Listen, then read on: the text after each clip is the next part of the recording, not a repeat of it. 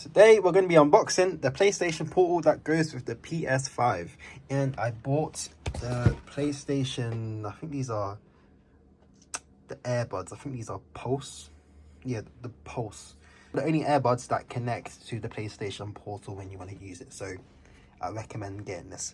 Altogether this came to £379, so if you bought these two separate, you're paying £199 for this and £199 for this, so that comes to around close to £500, but together you get it cheaper. But yeah, let's get into today's video. So this is the box the Pulse comes in, quite small and snazzy. Obviously in the box you get the standard cable, USB Type-C, goes straight into the PlayStation USB port. You get a manual that tells you how to set it up via your phone, or if you're using it for the PC or for the PlayStation Portal, you just tap these buttons on the top and it will connect. But I have to do that because I've been struggling for the past hour. Don't mind my broken crusty chair. Oop.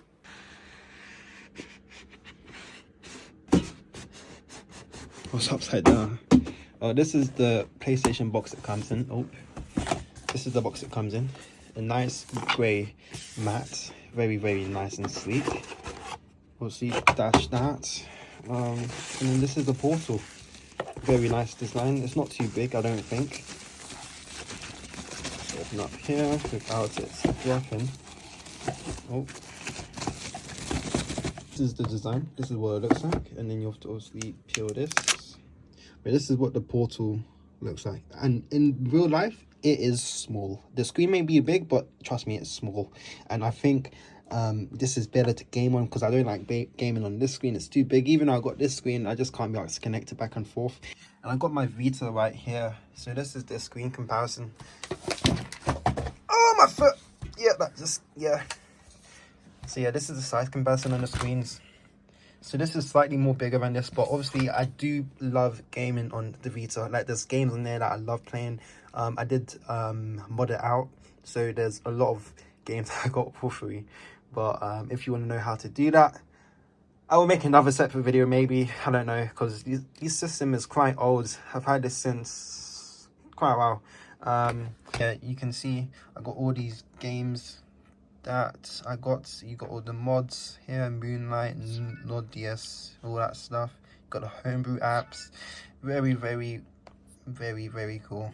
And then obviously, oh yeah, these two games, Hotline Miami, amazing. And you got the PSP emulator. So if you are in the lookout to getting a PSP, I would not recommend getting a PSP, because you can just get a PS Vita, mod it, and you can play all your classical old PSP games on the Vita. And there you go.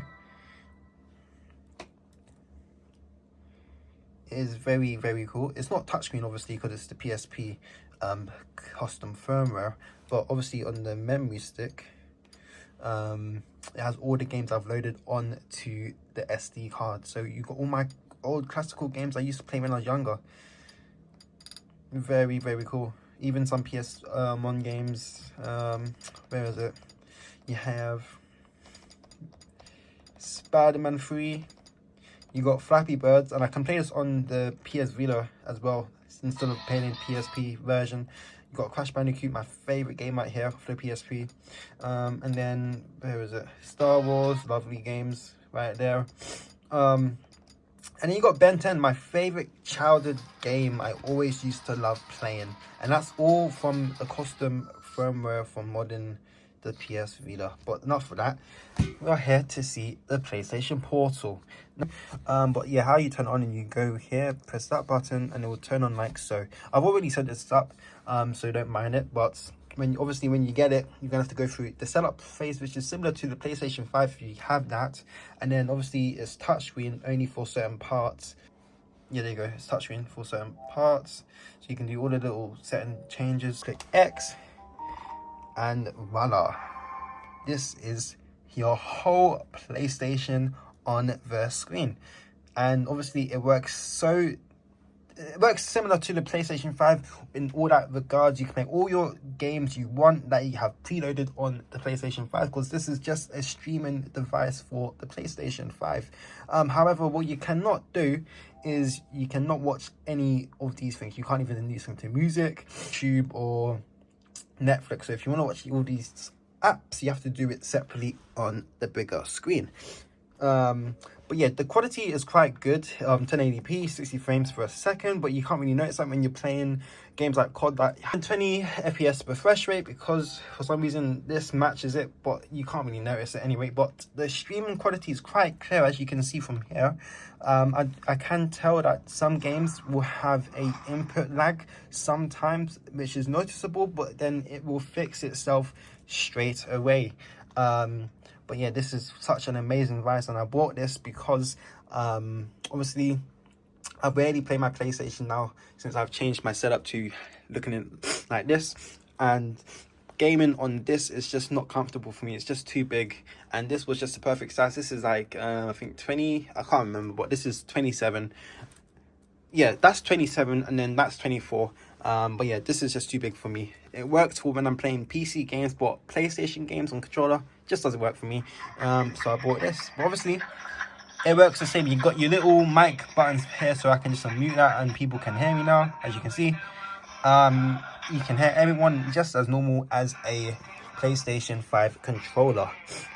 It's the same. It's basically the same size and feel. The only difference is that the analog sticks here, this is slightly smaller than this, so this is bigger than this, and you can tell when you're using it, because when you go from playing this and that, there's a noticeable difference. Because I noticed when I was playing with this and going to that, I was like, oh wow, this is so different. But obviously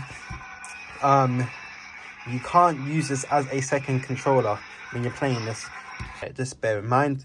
But overall, this is such a great device. But obviously, let me get into a game and show you some gameplay.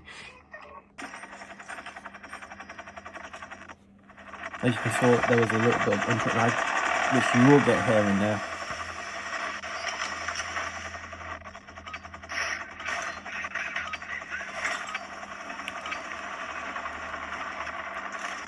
But when you're playing games that are not online, so for example, I'm going to play Formula 1. When I'm playing Formula 1, the graphics, everything is perfect. But when you start to play games that are more demanding and online, like Call of Duty, as you just saw, there's going to be a lot of input lag that you can notice. But yeah, I'd say this is an overall great device if you are trying to just play your normal single player games.